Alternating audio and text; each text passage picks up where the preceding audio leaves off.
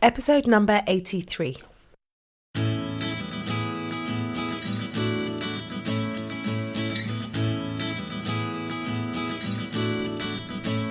Hi, you're listening to the Careers Beyond Motherhood podcast with your host, Janine Esbrand.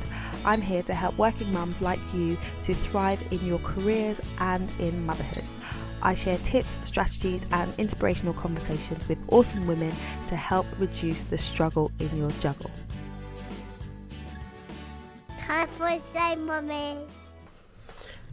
Hello, and welcome to the show. I hope you are well. If you are a long-time listener, welcome back. If you are a new listener of the show, welcome. I am excited to be here chatting with you today. So the topic that we are discussing is leadership, and it's really interesting because many of the women that I speak to and the clients that I work with don't necessarily identify themselves as leaders, and if they've had a career break, can often feel like their confidence has taken a knock and they don't necessarily have as much to offer an organisation as they had before. But we are going to be challenging that mindset today with my guest, Sally Page. So she is an amazing person who works in the leadership space. She has lots to share with us and a different perspective. So she talks about the power of the transition into parenting and the fact that it really does equip you to be a better leader. And if you are able to leverage the skills that you've developed, then you can continue to excel in your career. So I love what she's talking about. She has such an interesting career journey from when she finished university with an English literature degree. She has done a number of different transitions and interesting roles. So I can't wait for you to hear from Sally. So without further ado, let's jump right in. Hi, Sally. Thank you so much for being here. I am super duper excited to interview you today. So could you start by introducing yourself and telling us a little bit about you? I can. What a lovely broad introduction. I always end up stuttering with these things. But firstly, thank you very, very much for having me. It's very cool to be chatting to you. So I am a mum of two. So I've got an 8-month-old and another little boy who's nearly 3. And I am almost full-time working mum. I'm very lucky that I work remotely from home for an incredible tech company based out in Berlin. So I do most of my work from home with occasional travel to Berlin and New York, which is obviously terrible. Oh, love it. So there's so much I want to ask you about. I was reading, your background, your bio, you're looking at your website, and I was like, oh my gosh, your journey sounds incredible. So can you tell us a little bit about what your career looked like before you welcomed your gorgeous babies into the world, and then what life looks like now in comparison? Absolutely, yeah. So I did an English degree, which obviously prepares you for pretty much absolutely nothing out in the real world. Although I can recognise a lot of those skills now. At the time when I left university, I was pretty much like, great. And I actually went into public relations to sort of luxury boutique agency, which I worked very hard at and absolutely hated. So I did that for 18 months and I was like, I've got to get out of this place. I can't do this anymore. And I really missed the storytelling part that's been such a big part of my life. So obviously my degree doing English literature, but also all part of my childhood and growing up. So I thought, well, maybe I'll go into the publishing industry, but I don't really know anyone. I don't know the landscape. And having just had this experience in PR, I didn't want to go into another industry and sort of be burnt again. So I wanted to go in with my eyes open and know what to expect. So I actually went back to doing a few internships. And at the time, these were all unpaid. I think they're a bit better about it now. And trying to find what the industry looked like, what the different parts of it were, how they all fitted together, and where I might fit into that sort of matrix. So I did some work at literary agencies, went to a big publisher for a little while, and then I ended up in a really niche role in the publishing industry called literary scouting. Okay. And essentially, that is being a spy for international publishers. That's that's kind of it. So all my clients were big international publishers in different countries, and they would pay the literary agency that I was in, there are only 3 of us, for the latest information about what was happening in British publishing. So I suppose the easiest example is to use is that while I was there, 50 Shades of Grey came through. So so the manuscript, we track it down, we hear there's some buzz around this book that had been self-published, we track down the manuscript, read it. I really wanted to read it because I wanted to lay into it, because I generally absolutely hate sex in books. I think it's cringe beyond belief. So I was like, I'll take this one, this will be fun. And I read it in a day, and then I was like, I had to write this report, and I was like, as much as I hate to say this, it's compelling, and this will find a lot of readers. If your list is commercial and you know how to package it, this is what I do, bam, bam, bam, worth the investment. And one of our clients actually bought it, but it ended up going for huge amounts of money. So having the edge on the competition for those translation rights for the book was a big thing. So very high energy, very quick turnaround, but no real ownership, right? There was no, you sort of pick things up, put them down, pick things up, put them down. So after 5 years of that, I really craved something different. And so, much to everyone's surprise, I took a job with Audible, which is an Amazon-owned company that focuses on retailing digital audiobooks. Now very, very successful. At the time I joined, in 2000 and, oh God, when was it? 2008? No, 2012. Yes. Oh, I'm going to get all my dates wrong. 2012. There were only 20 of us in the UK office. So it was tiny.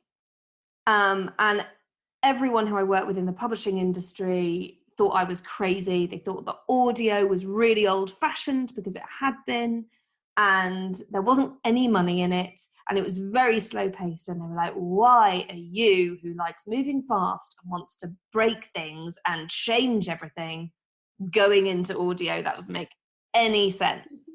And I was like, you watch.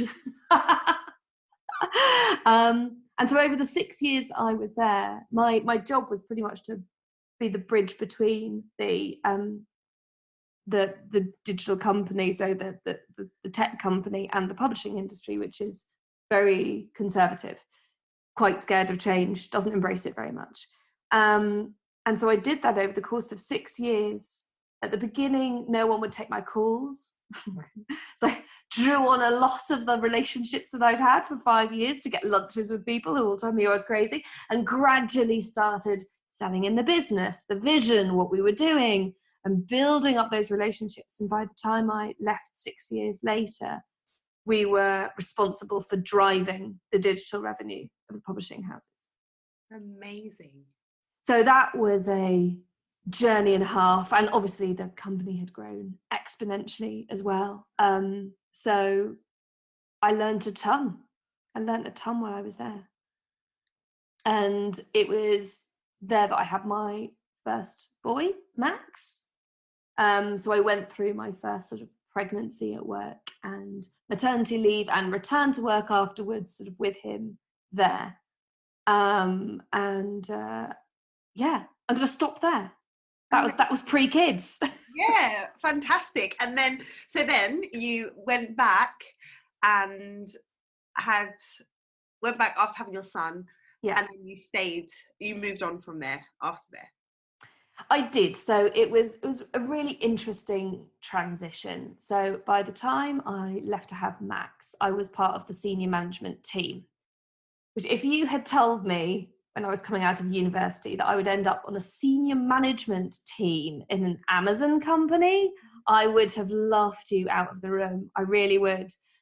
And so, to all intents and purposes, I think looking at that job, and obviously, I built this department and this team, and it was all, very impressive. Looking at it down on paper, that should have been it, right? Career made, done way more than I thought I would. And before I went off on maternity leave with Max, I was bored. I was so bored, and I kept saying, what is the next thing going to be for me? Because I've been very lucky thus far. Different opportunities have landed in my lap, which I've been able to pursue. But now we're getting to the stage where I'm itching for a change and nothing's coming down the road. So I either have to really create something for myself here or somewhere else, or I have to, widen the net a bit. So I had these conversations with them before I went off. I then had a really bad experience on maternity leave, but I thought I will go back and I will give myself 6 months. Because I've been offered a really interesting project to come back to. So I was like, great, I will do that for 6 months, and then I'm going to take stock and see where I am. And after 6 months, I just knew that the time had come for me to head out. I didn't know what I was going to do, but I knew that I couldn't stay there anymore. I was pouring all of my energy into somewhere that just wasn't going anywhere for me. Yeah. So I was like, right, I'm going to, much to everyone's surprise, I said, I'm going to leave. And there were a couple of things that I really wanted to do.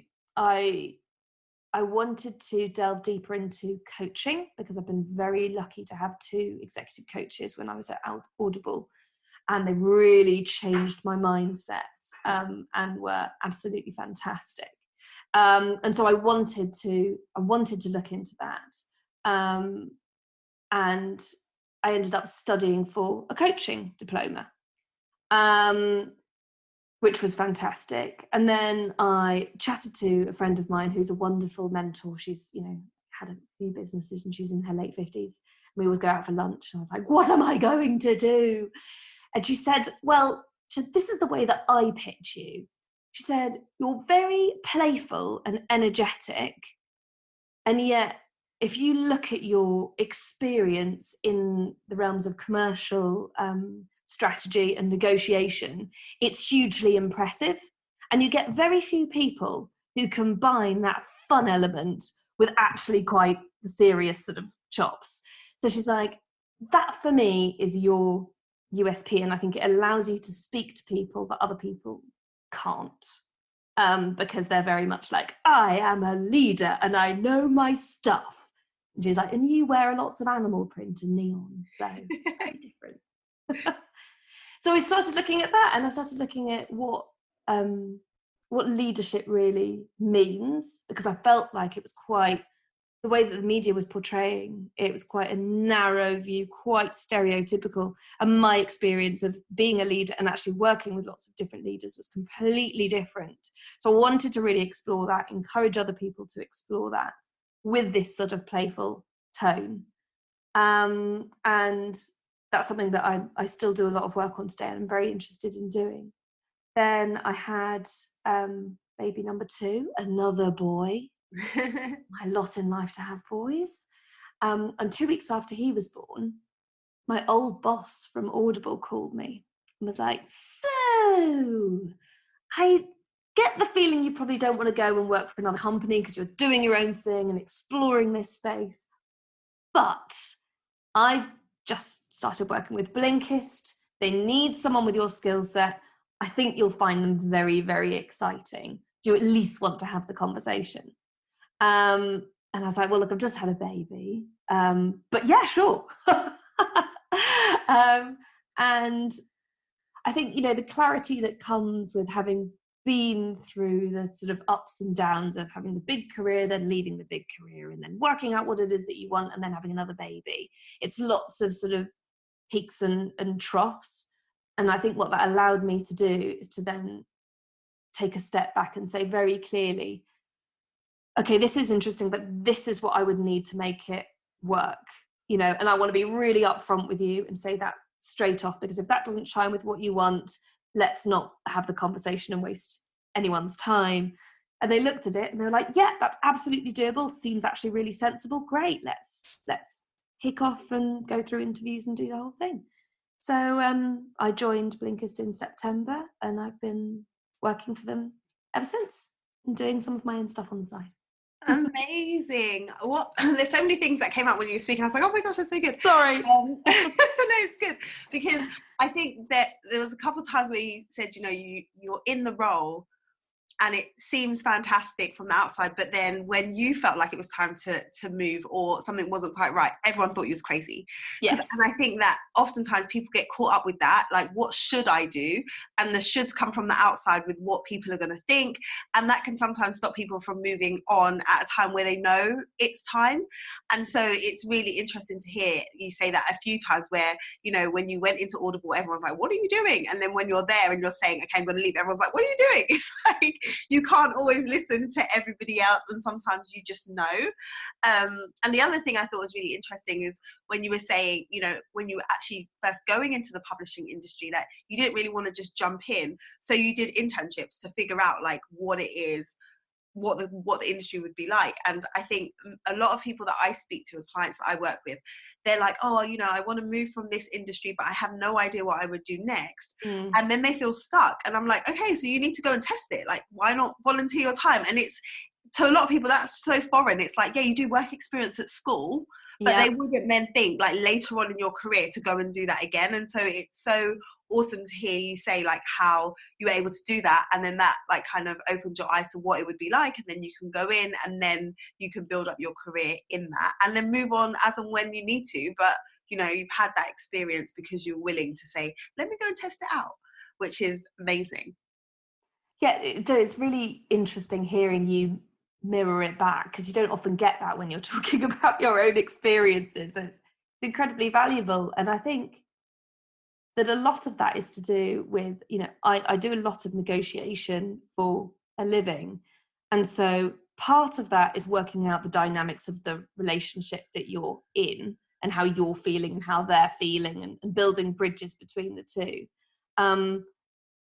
Part of it is around data and facts. And then there's that gut element as well. And so it's the sort of the three. And I think every time I've made a big decision to move industry or role, it's been using those three, and nobody has sight of all of those things except for you. So actually you're the only one that can make the decision. And sometimes you just know, like, it's so interesting because when I'm listening to your kind of journey, because I have 2 children as well, and I was a corporate lawyer before I had my son. Then I had my son and was like, okay, I don't want to work how I was working before. So left corporate law and went into like an in-house legal role. And then I've been doing kind of consulting work while running my coaching business. And literally I'm about to start next week a role with a startup that literally congratulations. They came to me and were like, we think you'd be great. And it's just an amazing business that I'm going to be able to marry my legal work with the coaching side of things, because that's their space. And it was literally like, this is amazing. But now I'm hearing you talk, I'm like, it sounds like so similar. Like going to work for a startup that sounds amazing and the setup sounds brilliant. But I think that element of knowing like it has to work for me, that really resonated when you said that, because it's like, okay, if I'm going to take this role, given everything else that's going on, it needs to work. And I think that's a nice place to get to, where you get that clarity where you're like, I know what I want and what I don't want. So then that's my filter when I'm looking for a role, as opposed to just saying, I just need I need the next thing. Because then you could start a role 6 months down the line, it's like, this isn't right. But once you figure out like, you know, what the filter is, then it makes it easy to say yes or say no and be happy with that. So yeah, I feel like you just reinforced how I was feeling. Hooray, that's good. They're in our own little echo chamber. It's perfect. No, I think that's something, sorry to jump in, something really interesting that I thought you said there. When after your first baby, you said that you didn't want to go back and work the way you used to work. I totally agree with that. And for me, it wasn't about the physical space or the time, which I think it is with most people, right? You're putting in a lot of hours beforehand and you have to travel somewhere. So I understand that. But for me, it was a fundamental shift with how I saw my role. One of the things that I'm really passionate about is trying to get parents to identify the skills that they have developed since becoming parents. And I don't mean necessarily giving birth here, I mean raising kids, you know, raising young kids. And I think it carries on obviously all the way through as well. But the skills that you learn, it's like this intensive boot camp of leadership and commercial skills. And those have such value. And without even thinking about it, I applied lots of those new skills that I had learned as soon as I came back to work, because I built them up and I felt confident enough to kind of trial them in my work arena rather than just my home arena. And some of the stuff I'd done before just had no interest in using it anymore. I had no interest in playing the politics. I had no time for people who were going to come and negotiate with me and treat it as if it were a static single pie that we had to apportion. If I won, you lost. I just had no time for it. And I approached it completely differently and just did the whole, well, what if we did this? Let's just suspend our belief for a moment. What if we did this? And I ended up negotiating in a completely different way. And so I think it's really interesting what you said. I think the dynamics of how you look at things does shift when you have kids, because it's such a huge transition. Yeah. I think if you speak to someone who has gone through a divorce or through cancer treatment, they kind of say stuff similar, right? It's a huge transition. Yeah. And you have to go through a period of redefinition in some ways, but you learn so many valuable skills when you go through that. Yeah, absolutely. And as you're saying that, I remember there's a line on your website that says that, becoming a parent is the most comprehensive leadership course you could ever go on. And I absolutely love that, because people they go on maternity leave, or they have a career break and their confidence hits rock bottom, and they're like, how can I go back and do what I was doing before? And I'm like, do you know how much you've developed? Like, even if you weren't doing anything else in your career break and you were just raising your children, like, for definite, your negotiation skills are at a new level. Because if you can negotiate with a 2-year-old, like, you're giving me a run for my money as a lawyer, right? So absolutely, like, so many things that you've developed, like time management skills, prioritizing, all of that. And people overlook it because it's not in the context of work. So I love how you call that out, and you're saying, do you know what? You have so much to offer now that you might not have realized before. And if you apply it, but if you know how to package it and share it with people, you're a strong candidate, as opposed to feeling like, I've been out of work for a year or 2 years, so I don't have a lot to offer. And then it goes into, people not negotiating for a higher salary and just feeling like they're grateful to get a role, as opposed to, I've got a lot to bring to the table. So it's so good that you're kind of, highlighting that aspect, because when you talk to parents, people aren't looking at it like that. They're looking at it like they are now on the back foot because they've been out of work for however long. No, I think applying that commercial lens to what you have learned is that was, for me, that was the light bulb moment when I realized that. Because of course our confidence is low. Not only have you been out of the environment that allows you to test the stuff that you used to do every single day and show yourself you're still good at it, but you are learning so many new things. And anyone who has looked into what happens when you go on any kind of learning journey, there is this horrific part in sort of phase 2 where you realize quite how much you don't know and your confidence plummets. And it takes quite a long time for that to come up. And when you're a parent, you're on a constant learning journey. So once you've nailed one part of it, something else will come up that'll make you feel like you're not doing a good job because you've never done it before. And so it's really easy for us to sit in that low confidence. And for me, it was, you will know this as a coach, the reason why I love coaching is that it looks at success that you've had in different areas of your life and gets you to unpack it and then apply it to somewhere else. Yes. It's like chatting to someone who really wanted to, run a marathon. And it's like, okay, so you do project management at work. Let's unpack how that works. Just really simple skills, but we so easily neglect what we do at home. And it's just, that's a cultural thing. We've just been told it doesn't really have value in so many small and large ways that I think it's a real shift in mentality to get us to a different place. Yeah, I think we compartmentalize things so much, where it's like, this is my home life, this is work life, this is me at home, this is me at work, this is me with my friends. And sometimes you then don't cross things over where it totally makes sense to do that. And the big thing for me is that I realized it wasn't just me, because I did share parental leave with my husband. And I cannot recommend that enough. But we did that with both our boys. And after the first one, he returned to work after a 3-month break. And I said to him, how are you finding being back at work? And he was like, I was really nervous, but it's so easy, isn't it? I said, oh, isn't it? And we sat there and talked about the things that had become easier. And it was actually just through having those conversations that I started, developing this different way of looking at it, because it wasn't just because I was a mum, it was because I was a parent. Yes. And although most of the experiences, sit with mums, because mums do a lot of that soul carer work, if your partner does that soul carer work as well, my God, will he experience the same thing.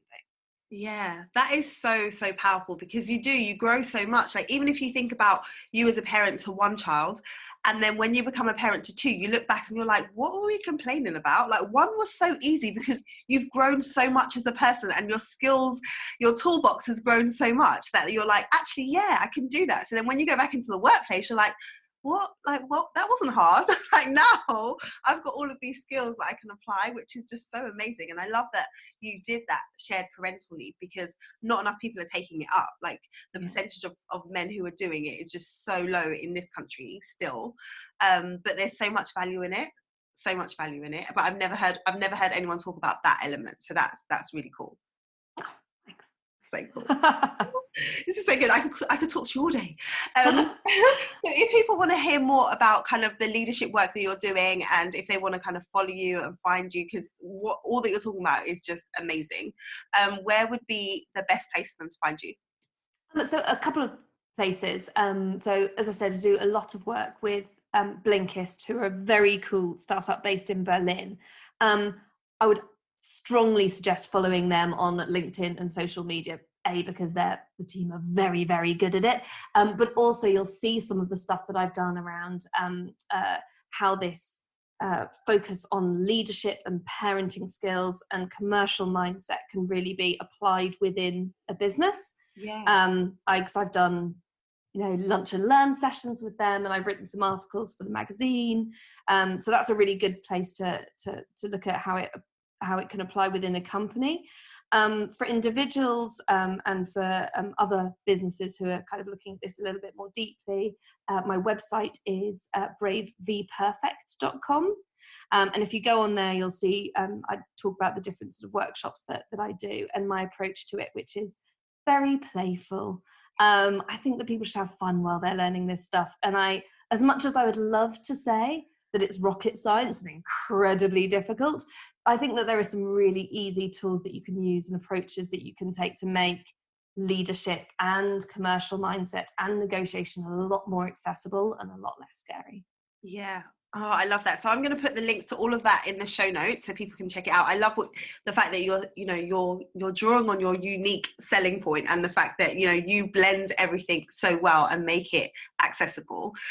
So everyone should definitely go and check out your website and follow all that you're doing, and Blinkist. So I'm going to go over and follow now. So I'll put all the links in the show notes. But thank you so much for coming and sharing with us, Sally. It's been awesome having you. It's been a pleasure. Thank you so much. How awesome was Sally? Did you enjoy that interview as much as I did? Her perspective on leadership was so interesting, and I love how she's trying to make it more accessible to people and help people to recognise all that they can do and all that they have to offer. It was also interesting to hear her share about the different career transitions that she's had, and the fact that at various stages she knew it was time to make a move, but the people around her had different views. And I think it's really easy to get caught up in the opinions and what other people think you should do. But actually, when you have that gut feeling, you know when it's time to move on, and you know when it's time to look for a new role. So that was really interesting. I'm going to be sharing all of the links to what Sally mentioned at the end in the show notes, so her website, and links to where you can find her on social media, and to the company that she works for, Blinkist. So if you head over to lightboxcoaching.com/episode 83, then you can grab those show notes. Now, if you really enjoyed this conversation and if you like this show, please do go over and leave us a rating and review. The more people that review the show, the more we are able to have people join the conversation who haven't heard of us before. So if you go to your Apple, iTunes app, or whichever app you use to listen to your podcast, you can go ahead and leave us a review. So that's all for this week. I look forward to speaking to you very, very soon. But in the meantime, look after you and look after your little ones. Bye.